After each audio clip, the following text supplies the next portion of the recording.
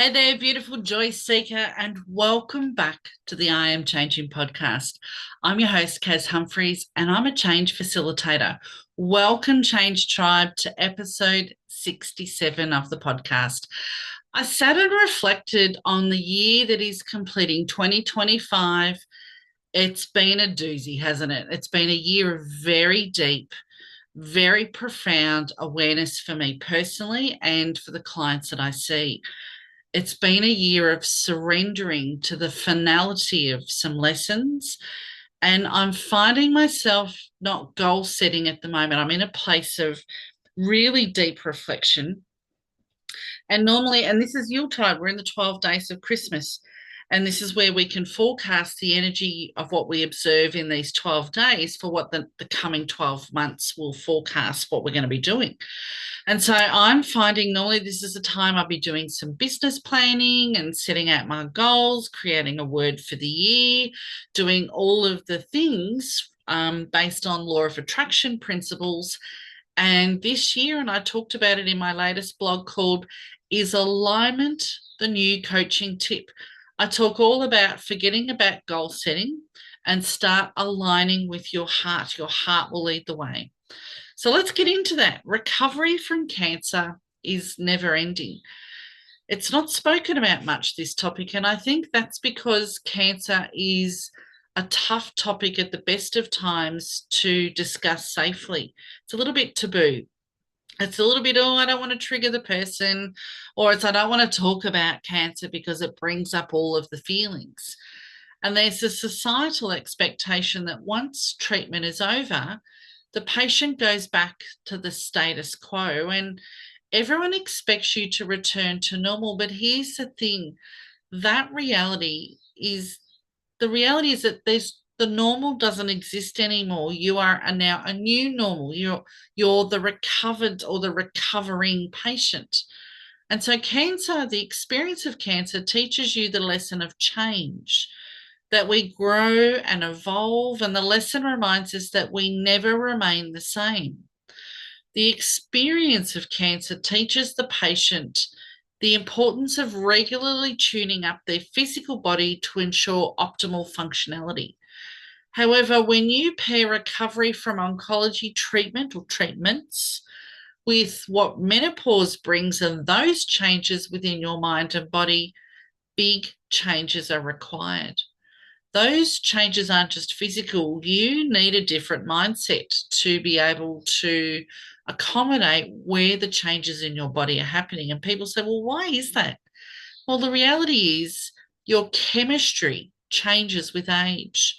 Your capacity to detoxify, to oxygenate, to energize cells, that changes naturally over time. And when you have a decline in hormones and an increase of something toxic in your body, like chemo, your body's chemistry is bombarded during oncology treatment, and it can take years to recover, to replenish that kidney chi. And so, therefore, trying to realign to any former behaviors and patterns from before your cancer experience is frankly impossible. And it sets you up to fail dismally, but it does bring you some lessons. What I've learnt this year in 2025 and really embraced the reality are gone are the days where I can push my body beyond fatigue signals. And that's not healthy for working women with families anyway. Oncology treatment for me was the cherry on the top that ensured that I'm left with very finite energy levels every day. That has taken me 5 years to wrap my head around, that my capacity to bounce back, that might never return. And so I've had to modify how I plan activities, how and what I invest my time and energy into. So, for someone who's neurodiverse, likes to be on the go, the concept that something that's blocking me from being able to function with the 50 mental browsers open or juggle six things at once, that's been unfathomable to get my head around. And it's taken a long time to keep reminding myself, oh, yeah, that's right, I'll need a recovery day, or that's right, I'll hit this time of the day and I'll need to pause and rest so that I can keep going for the rest. I've spent nearly 4 decades literally on the go and unable to sit still. That's being neurodiverse does that. And so oncology treatment instigated the arrival of menopause. I felt like I joined a world wrestling match without training or preparation. I got slammed and I continued to get slammed. My capacity to regenerate that really vibrant, high vibe energy was that took a lot.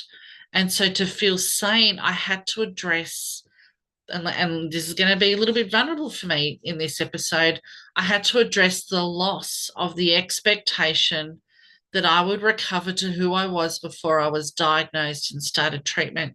I actually had to say goodbye to the old me. And there was a lot of grief associated with that. And this year I've had the balls and the time to face that grief. This translates to the fact I could no longer coach myself through hard days. And if I'm honest, I couldn't coach myself through easy days either. My level of fatigue was so extreme that I couldn't talk myself into a positive mental place. I could no longer push, or I couldn't push for more. I couldn't dig deeper. I couldn't recite affirmations to get myself through that mental fog. And I felt stuck in the mud up to my shoulders. I felt completely immobilized. And I know that my listeners, those that I work with, they've said the same thing to me, that menopause has brought about that feeling too. On some levels, this was a physical stress merged with mental thoughts and emotional behaviors. I felt the fullness of that stress vibrationally. Coaching no longer worked. Being able to push through was no longer an option. And I think that is one of the gifts of menopause. Gone are the days that I could give myself a stern talking to.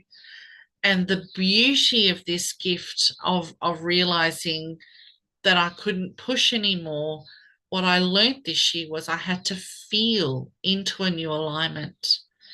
Menopause has gifted me the enormous awareness of how much estrogen actually padded me out and buffered me from that case of I just can't be fucked. I can't, and I'm not even sorry for the swearing. You know what I'm talking about, listener, when you have that feeling, I just can't be shagged getting out of bed or doing this or doing all of the things.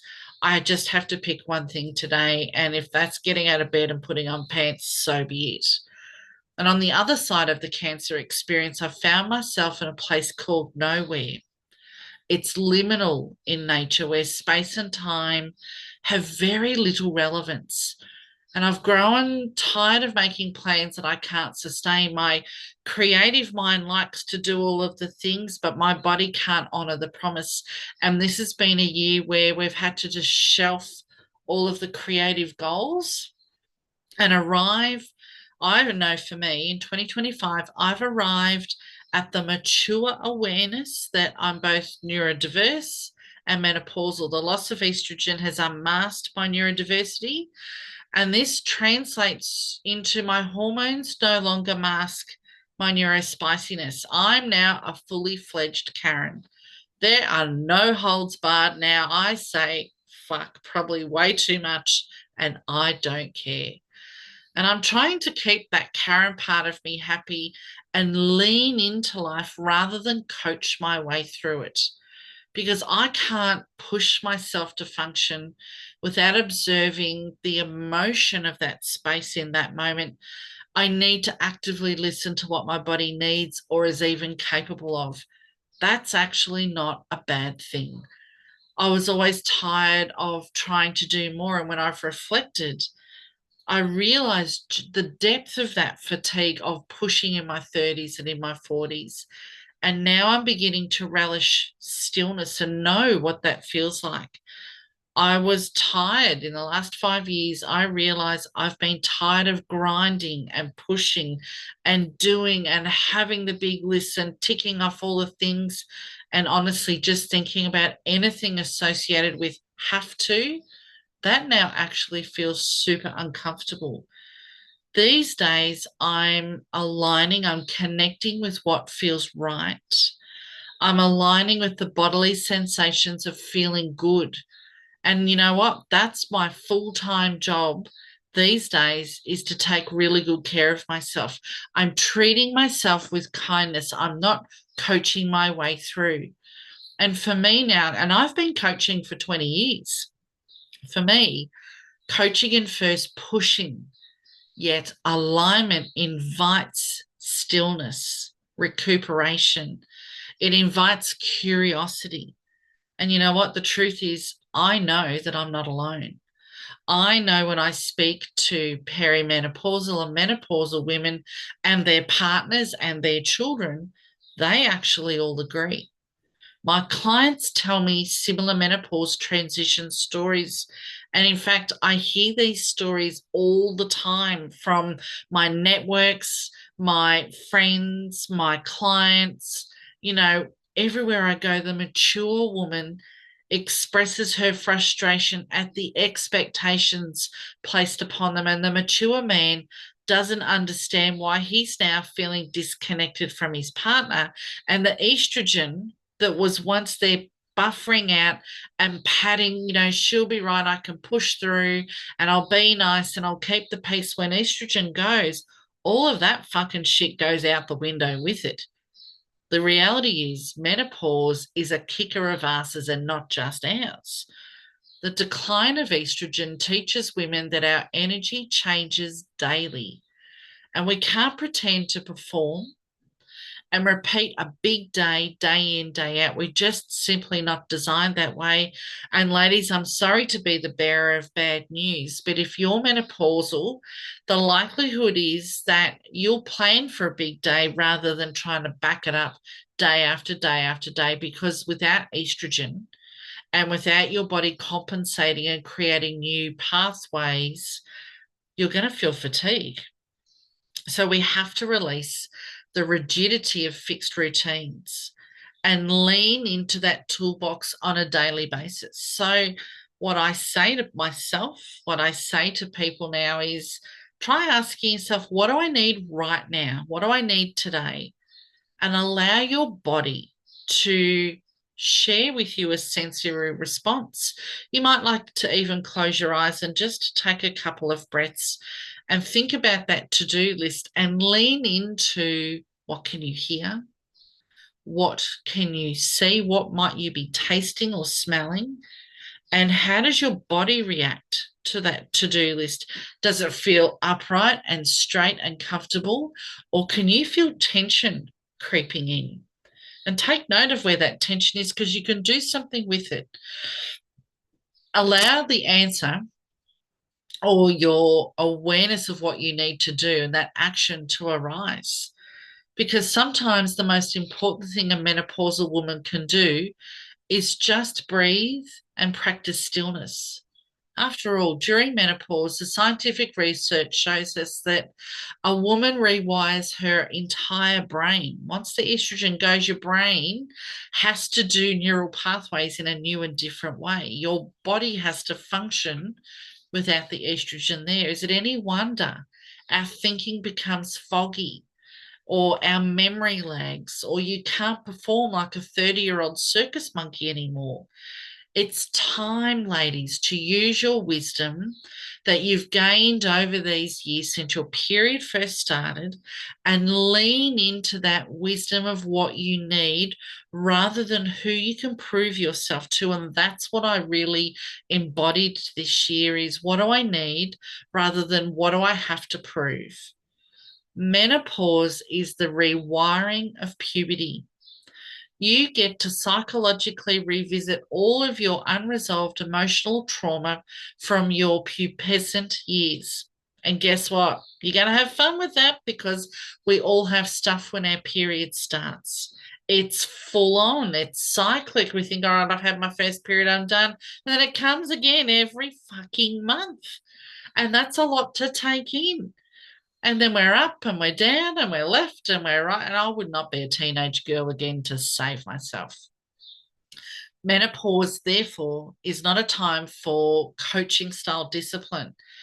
Our bodies are calling us to incorporate more awareness, more observations, less doing. This is a time of delegation, Queen. By all means, use your coaching structures and allow them to what works work, like waking and honoring your body in some way before breakfast. This pays homage to the energetic alignment that you desire for the day. This will create your mood and outlook. And as you move each morning purposefully, do whatever is required to plan your day with clarity of what feels good. Eliminate the pressure or plan for success wherever possible. So, some coaching is still useful, but not that push through. Plan kindness into your schedule. This is unheard of. Who plans kindness into their schedule? Who deliberately goes out and does something that makes them smile and go, okay, I've got 5 smiles today. Tick. I drank 8 glasses of water. Tick. I hugged a best friend. Tick. I video called my daughter or whatever, you know. Eliminate the pressure, plan for success. The version of you falling into bed exhausted won't thank you for adding more onto the list of things to accomplish. In fact, she'll likely be a snarky Karen bitch. The menopausal woman wants to feel alive, purposeful. She wants to feel aligned. She wants to be queen. She wants without that crispy, singed, burnt out sensation. And so, what if there was a way each day to authentically connect to your heart that led you through the day? So, here's 2 questions in my Yuletide reflections that I've learned that I want to share with you in this episode today. What if, and I want you to ask yourself this, you might like to write it down. What if leaning into the sensation of your body gave you permission to be gentler with yourself and your schedule? That's a doozy, isn't it? What if you could listen to the sensations of your body and then give yourself permission to be kinder? And would your approach to life direct a shift, or would it slow you down to get more consistent momentum of achievement? They're big questions to ask, and I really invite you to sit with that in terms of, is your first response, oh, I'd push through? But I want to challenge you with, ask yourself, can my body still push? Or does it deserve, am I worthy enough to give it kindness and actually go, actually, if I do a little bit today and a little bit tomorrow, by the end of the week, I'll have that big thing done. And that's okay. So to wrap up today's episode, might the alignment be the way of understanding your energy instead of pulling yourself out of exhaustion? You know, might alignment allow you to put kindness and work from the heart rather than push through? And I've learned to stop fighting this inner wisdom that's arising. It took me years of experience to get it. So why wouldn't I use that for myself? Here's the thing. When I stopped forcing myself into coaching programs and systems that no longer match who I am now, things are falling into place and I'm beginning to understand what I need more and more daily. It's growing. My intuition, it's exploding. My clarity of what tools I need to use are returning in a whole new way. My energy has slowly ignited with a lot of fire and I'm back in flow state.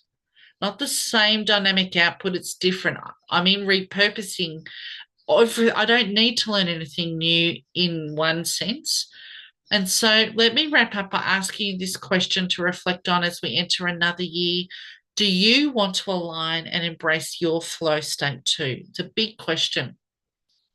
To wrap up today's episode, as always, there's daily inspirational posts on social media. You know what? I might not be posting every day, but there is an archive of 10 years worth of inspirational material. If you can't find what you're looking for, drop me a line and I'll respond to it, because there sure is stuff on my newsletter that comes out on a regular basis. This is the intimate space where I want to work with you to grow my podcast audience. It really does help me immensely. If you can hit the follow button, I'd be so grateful. And if you have a platform that puts stars on it, give it all the stars. Thanks in advance for sharing this podcast within your own change tribe. I hope, gorgeous, that it shares and generates a fire of loving support and proactive discussion of how you can put kindness into your day, of how you can take charge of your journey steps throughout life, regardless of the challenges and experiences that life brings you. I'm your podcast host, Kaz Humphreys, aka The Change Chick. And the I Am Changing podcast is a reminder that we can all choose to change and bloom from within. If you celebrate it, Happy New Year. I'll see you on the other side with the fiery horse leading the way.